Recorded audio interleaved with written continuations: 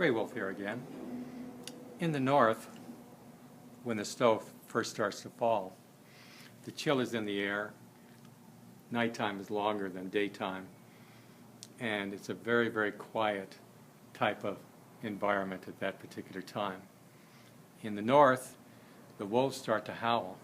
The wolf of the north howls, the wolf of the south howls, the wolf of the east and the west howl.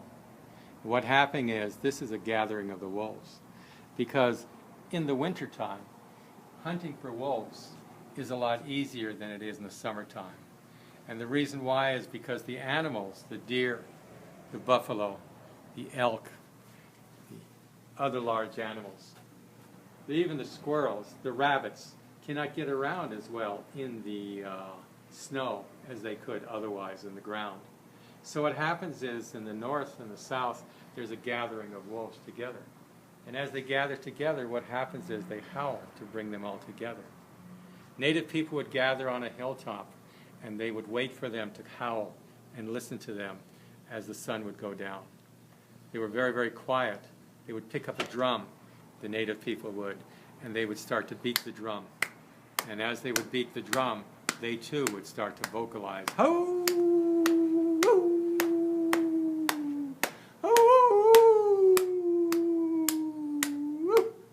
And then they would be very quiet, and they would pause, and they would wait.